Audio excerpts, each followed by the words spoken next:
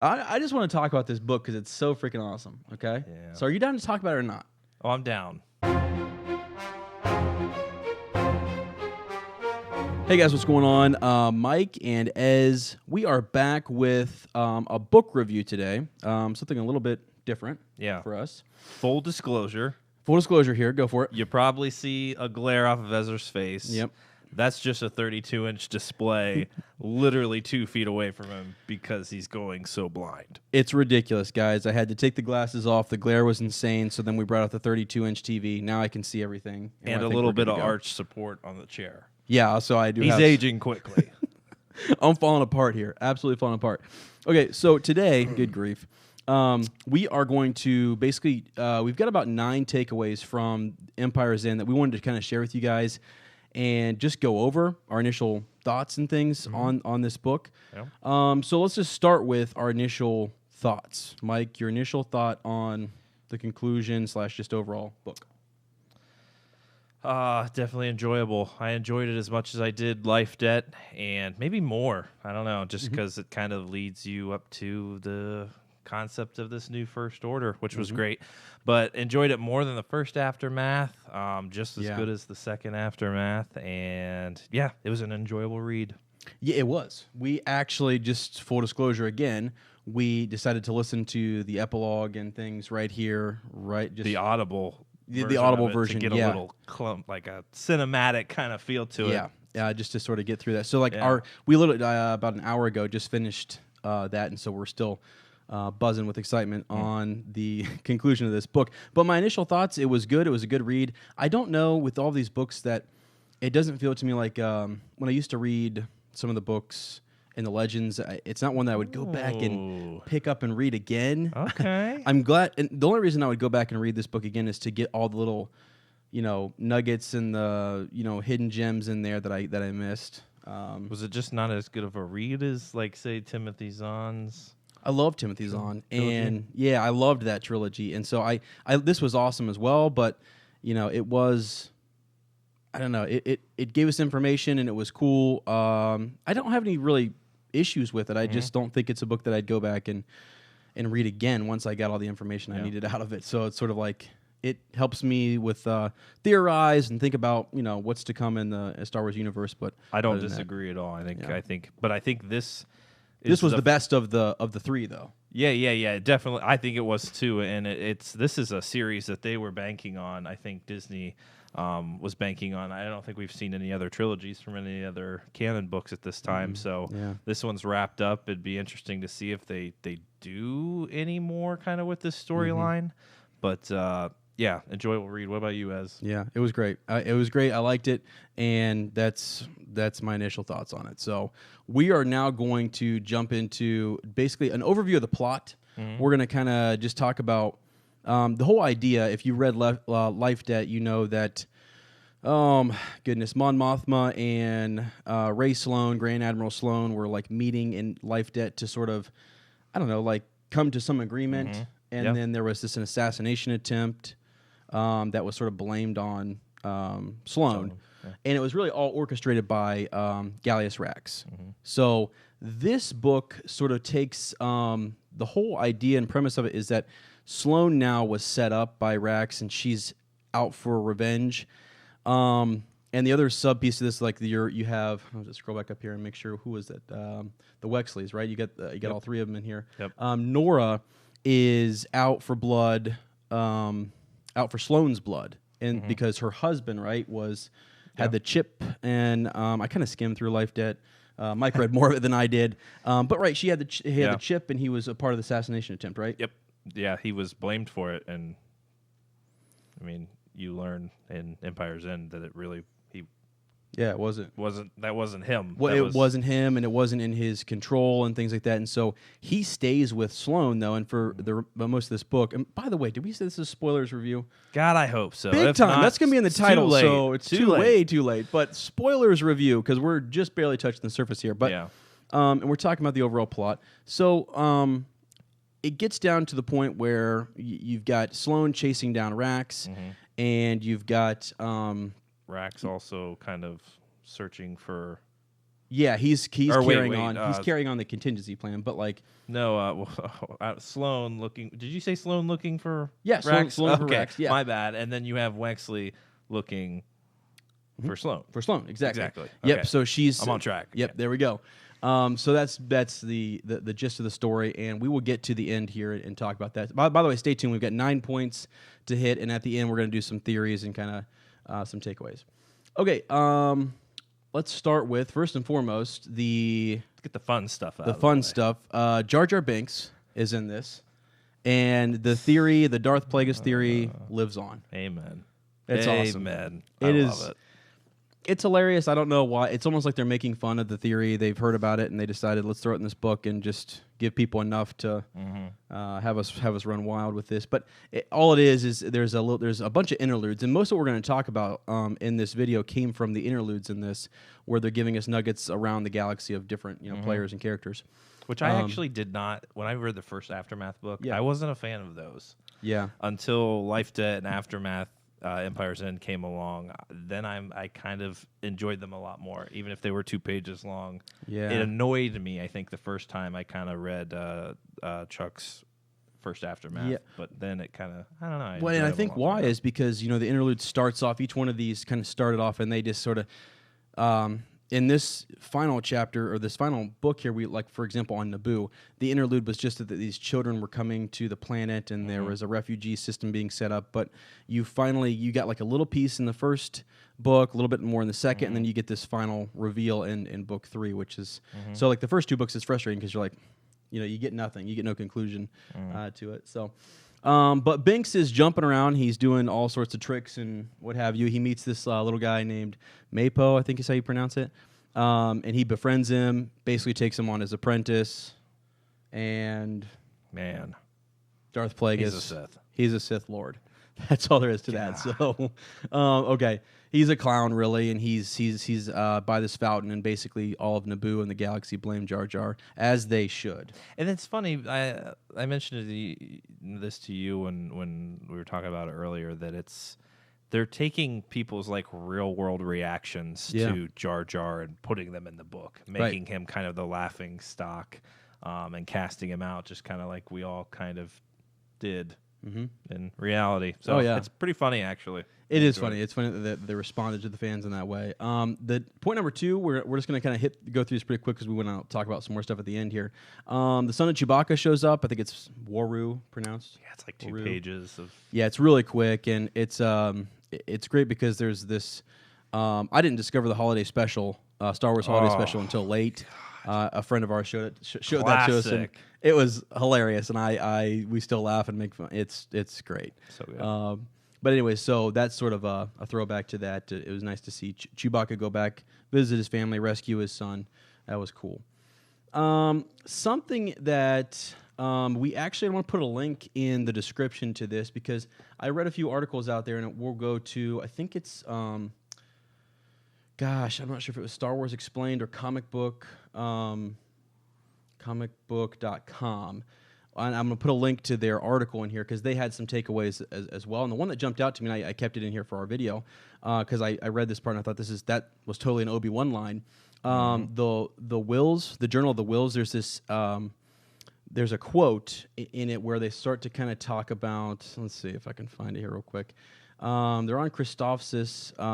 There's a hologram that comes up, and there's a poem, and there's this line that's quoted from the Journal of the Whills, and it says, "The Force binds us all from a certain point of view." And it's just this nugget that goes back to Obi-Wan Kenobi, and it's what he says in episode, was that 5 or 6? It was 6, where he says, what I told you was correct from a certain point of view. It's so just justifying Obi-Wan, and that maybe he wasn't lying, maybe it really was from a certain point of view. You got to look at things in a different way. Some validation for Obi-Wan. Next, I guess our next point, number 4. There's this bit it's another interlude where we come across some Mandalorian armor. Very cool. Which is awesome. And we're on Tatooine. I think it's a town, it's called Freetown. Maybe they've renamed the town. Maybe that was a town before, but it's Freetown. And these slaves are being freed. You have what appears to be a slave. He's branded on the back of his neck. It could have been, he goes by Cobb Vanth. and he's wearing Mandalorian armor, and he's the sheriff of this free town. And so it appears that it's Boba Fett's armor. Yeah. Did he get it? Is it Boba Fett's? Did he kill Mandalorian for the armor? Yeah, or did he get it from the Sarlacc pit where he was, like where Boba Fett was basically thrown up and undigestible? Is it Sabine? Is it Sabine? I don't know. No, but it's cool. So there's Mandalorian armor there on Tatooine. It's obviously it's most likely Boba Fett's. And then there's a lot of, I don't know, mystery around this Cobb guy. He keeps kind of saying he earned the armor, and there's more to him than meets the eye. There's this backstory to him that we don't know anything really about, but maybe it'll be explained in the Boba Fett movie that they may or may not make. Yeah. That they a separate anthology film may not make. I kind of hope not, but then when we bring up stuff like this, it makes me think they're going to. But okay, point number 5 we're jumping into here: Kyber crystals. So it was kind of cool because they did this throwback to Galen Erso and Krennic and the formation of the 2 Death Stars and how they use Kyber crystals to create those war machines.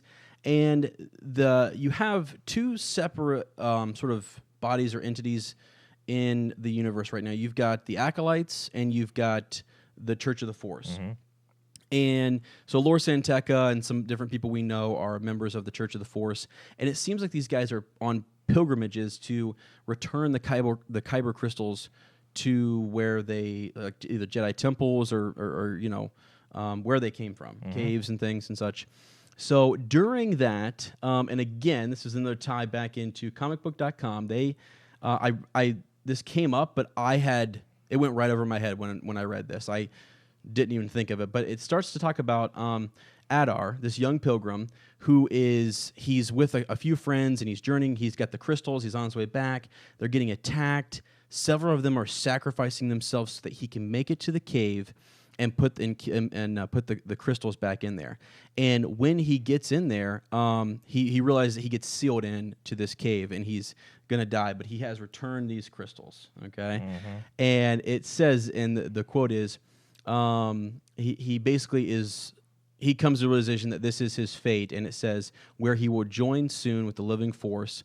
All hail the light, the dark, and the gray. So it's there, the comicbook.com and these guys are kind of saying that the gray force is now canonized. And so because we've talked a lot about gray Jedi, you've got the light side and the dark side, and there should be some in between, some balance to this. And so they're saying it's one of the first times that we've actually had that mentioned in a book that is canon. Yeah. So let's see a couple more things here really quickly. There's a Star Destroyer that's loose with a reptilian pirate who has both male and female parts, which is interesting. Weird. I don't know anything about this guy. I kind of skimmed through this part. I didn't think it was too interesting. But now that I look back on it, the Annihilator is in the hands of a pirate, and it's out there roaming around its own little city. the galaxy. Yeah. So crazy. Now to the good stuff. So here we go. To the good stuff. Point number 7. Thrawn is mentioned in this. And I love Thrawn. I love the Timothy Zahn books, the trilogy. I've read those. I loved it when they brought him back in Rebels, right? I mean, he's great in Rebels. And he's even more important than we realize with everything that that happens here at the end. Oh, yeah. He's really important. It's basically revealed to us that Grand Admiral Thrawn, at the very end here, and we're going to combine the last 3 points all into this end piece where everything seems to kind of come together and there's a lot of hints. Grand Admiral Thrawn is basically chosen by the Emperor and set aside and saved because he's a Chiss and he is from the unknown region, or he's that right out there near the unknown region, and he has traversed it and he knows a little bit about it. And so he's really sort of saved. I mean, one, he's really good at what he does, but it's sort of said in this book that was his expertise, and one of the reasons why Palpatine decided to set him aside and save him as someone who was extremely loyal and very important and valuable to the Emperor. So, didn't tell us his fate. Maybe we'll find that out in Rebels. Right. So we're kind of theorizing now here a little bit too, and we'll get to I might as well just jump right into it right here. At one point when, so major spoiler at the very end, just throw it all the way out there. Rax is killed. Yep. Rax is killed by Grand Admiral Sloane, and she gets her revenge. And he has set up this. Basically, he's trying to burn down and destroy the Emperor, or the Empire, and he wants it to, from the ashes, is going to rise a stronger, more powerful empire. And he's sort of it's the contingency plan, which he thinks he's going to be the head of and a part of. Yeah. But he is, Sloane overtakes him, and so now she kind of takes on his role, and he tells her that there's this. I forget what it's called, but it's the Emperor's ship. It's identical to the ship that he uses. Imperialist? Yeah. Something like that. Yeah. And it has Hux on it. It's got senior Hux and junior Hux and some crazy kids that they've trained out on Jakku, which we're going to get back to. But on their way, the important tie-in here with Thrawn, in my opinion, is when they leave and they're on their way out to the unknown region, they send out a signal. And Grand Admiral Sloane is not sure that 12 different signals were sent out to 12 different. I think it was 12. Yeah, 12. Yep. Different Imperial, it looks like vessels or individuals or people. Yeah, I think the Sentinel just says 12 separate signals were sent out to the to the most loyal. Yeah, and so I'm theorizing that one of those is Thrawn, and that would be so cool. That would be cool. Either it's Thrawn, or Thrawn is the one who is on the Eclipse.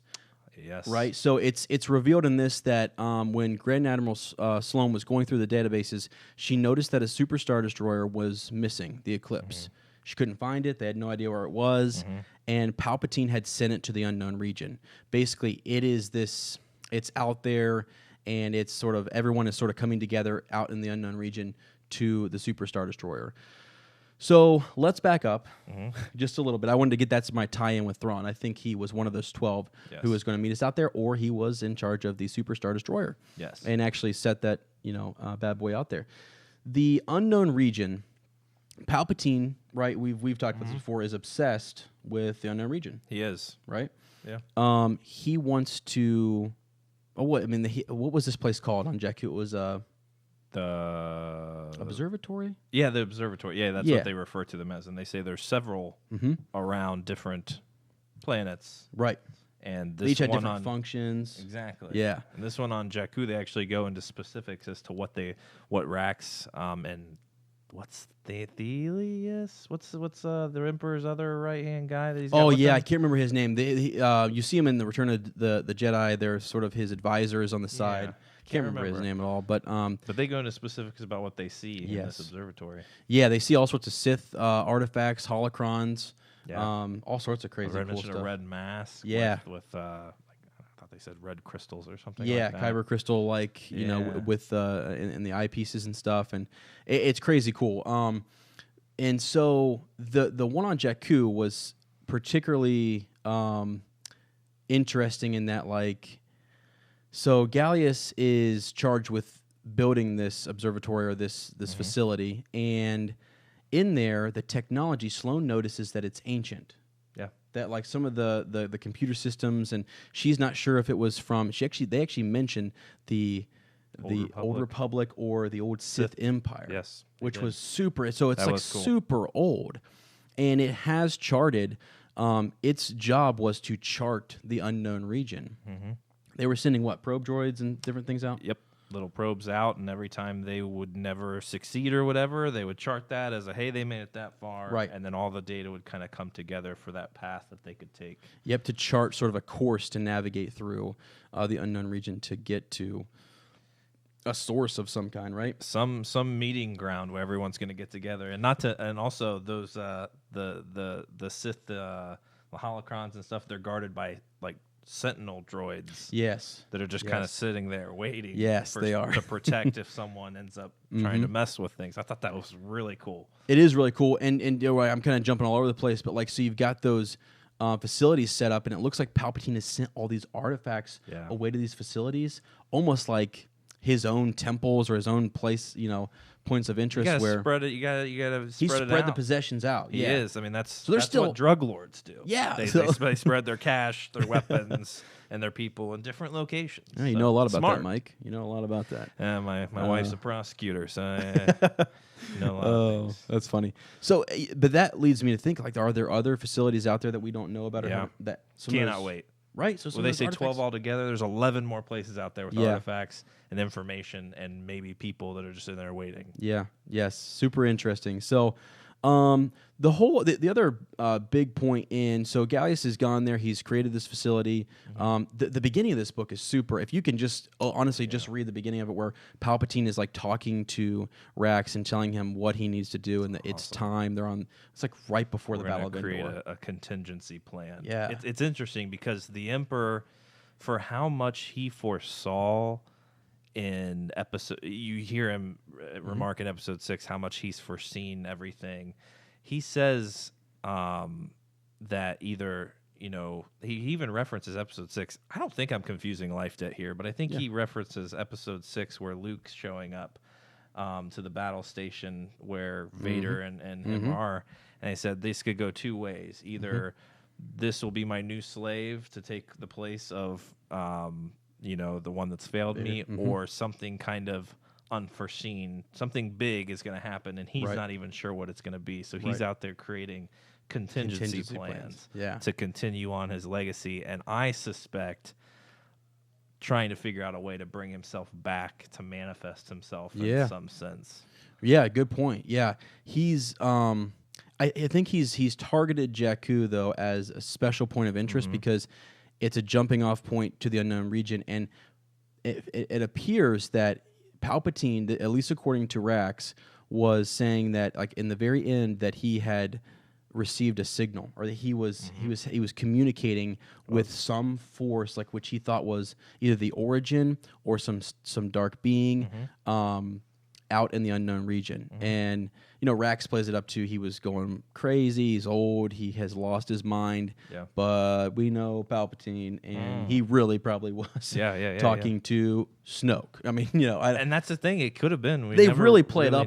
They really play it. This is where we're going to jump into our Snoke theory. I mean, they play it up so much that it seems like whoever or whatever this is out there, I don't think they just go to it could be that they go to the unknown region just to sort of start forming and working. A gathering point away from there. They're trying to get the First Order together in the beginnings of that.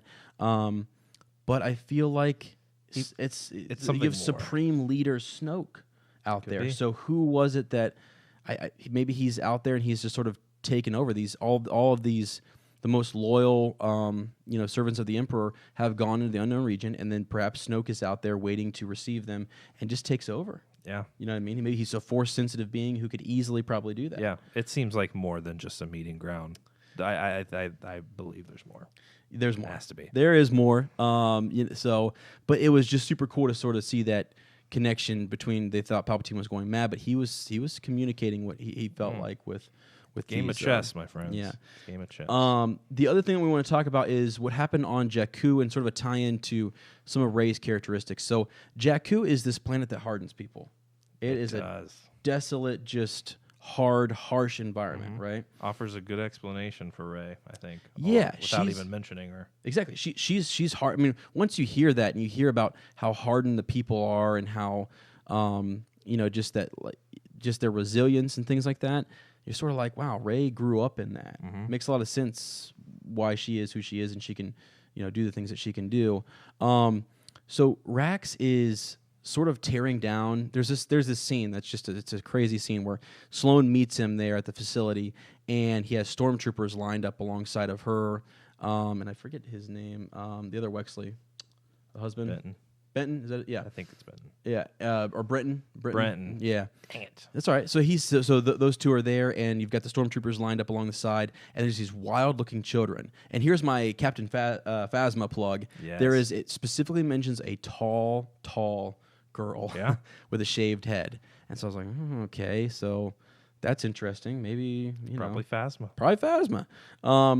But anyway, so all of a sudden he's talking, and he has the stormtroopers put their blasters down, and he's giving this little speech or whatever, and at some point he snaps his fingers, and the lights go out, and Sloane is from her point of view, and all she can hear is the screams and cries and crunching and all of this, just what have you. And then the lights come back on, and the children are standing back behind Rax, and the stormtroopers are laying there with like knives and stuff in them, and they had just been killed by these children. Dark, man. Dark. So he's got Hux, Senior Hux, sort of training, working with him. He's let him in on the secret a little bit. And at some point, he takes Junior Hux, and he basically tells those children they're under his command.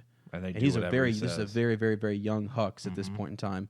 And he was kind of nervous at point, but he was nervous at first, and then he realizes that they are under, completely obedient. It does a great job of kind of... It's chilling, actually, a little bit to see. It is, but then you go back and look at The Force Awakens, like, you just think, oh, these people were just a part of the old empire, and they're just kind of picking up where it left. No, some of these people are crazy. Yeah. And you kind of see that, and then you hear Hux's speech in The Force Awakens, and you see how loyal these people are to this. I mean, that's a program. It's just slaughtering innocent people on Jakku. Yeah. You know what I mean? And that's Finn where it started. Yeah, and Finn wasn't able to do that. And it's just like Hux has been training these children, and it seems like they've just got this program that they've been working on. So, and that was sort of, they kept hinting at this in Life, Debt, and Aftermath, the first one, that the future to the Empire was in its children, the children, and they needed this new generation to sort of emerge, and they needed something harder, stronger. Palpatine, when he's playing that game with Rax, remember that? And he basically was like, if this Empire cannot protect its Emperor, it needs to be broken and destroyed and start anew. Yeah, and it was awesome. It was really kind of cool. Who knew the First Order would originate pretty much from Jakku? Yeah, pretty much, right? Yeah, pretty much. It's kind of weird. It's crazy weird to think that's everything is centered around Jakku. That's where it all, that's where everything happens. So. Oh gosh, do we miss anything, man? I mean, no, I mean the scene of just Rax kind of deceiving everyone, bringing the New Republic to Jakku, having the Empire there for the planet to essentially seemingly engulf them, and it kind of when they were in the observatory, they mentioned a well drilled into the ground to the core.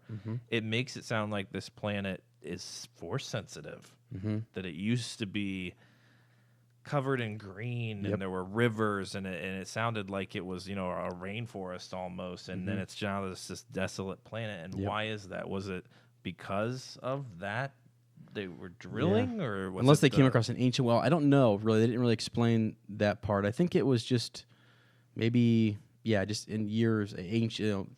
A millennia ago, it was like that or something. The only life within the planet they were saying was in the core now. So I don't know what happened to the planet. I mean, And they were trying to create this. Rax was trying to create this instability where basically he would leave with the most loyal, the children that he had hardened, Hux, and they would go to the unknown region. Sloane spoils that, and she also the self-destruct to the planet. She disables that and basically saves. She saves the planet, but she picks up where Rax left off. Yeah, but she also, because the idea was it was going to create some void or something, and it was going to basicely destroy the Republic, the New Republic, and the Empire. Yeah.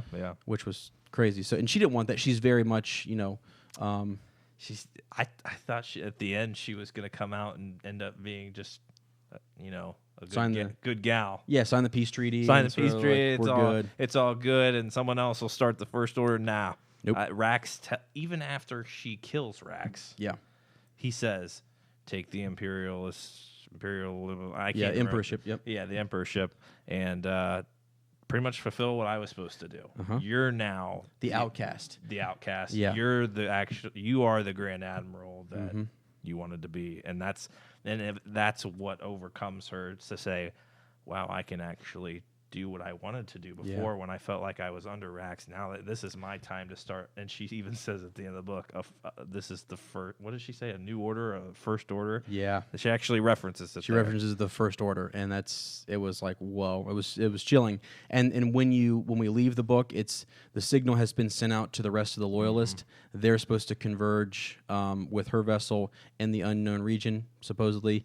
And they're going to meet a star, and she's wondering who is in command of this Super Star Destroyer? Is it Thrawn? Is it someone that she doesn't know? Is Snoke already there? Has he assumed control there? She's going, and she's in hopes that she's going to, guide and lead this new empire, this new First Order. And then she says to herself at the end, "My empire." Yeah, in her head. Consumed her. It has consumed her. Yes, it's crazy. So. Crazy Stuff, guys. It was a great book, and I think there's more to it. If you get a chance, like I said, I'm gonna put some of the links down here for comicbook.com and Star Wars Explained, isn't it? Yeah. He does a couple great videos too that were awesome. So this was just our discussion, our initial thoughts on it, and sort of, we might do another video on this based upon some more specific theories tied into this book. But I thought it gives us a lot to think about and if you can read the hard copy, it's great. And if you haven't given Star Wars Audible books a chance, they're also really great. They're good. It's a huge production. Yeah. I mean, the guy who does the voices, I can't remember if it's the same guy who did Life Dead or not, but they're really great, and he did a great job. He's got a really good Palpatine impersonation. Yeah, he really does. Yeah, it was good. And there's all sorts of sound effects and things, so Audible's the way to go if you ever get a chance. But all right, guys, let us know if you've read the book. Let us know what we missed, what you think is important. Let us know how you think they're going to pick. There's a lot of story here to explain. Are they going to explain it in, The Last Jedi? Are they gonna talk about the kind of outer? Is Benicio del Toro Thrawn? I mean, it definitely doesn't kill the theory. Maybe it kind of. I don't know if it makes it seem more plausible. Now, I still think it's probably not, but it still leaves it in. There's a couple things. Yeah, there's a couple things left out there. There are, but there's a couple of theories also that this book kind of. It sort of makes me think though that like Thrawn must survive in Rebels. Yeah. You know what I mean? So, I don't know, just a lot more to take in and to talk about. Yeah. So, it answered some things. It pointed us in the right direction, but it still left us with a crap ton of questions. So let us know what you think. Yeah, let us know what you think. If you like this video, please give it a thumbs up and subscribe for more content. Thanks, guys. Hey, man, actually, can you get me? I need like something for the back.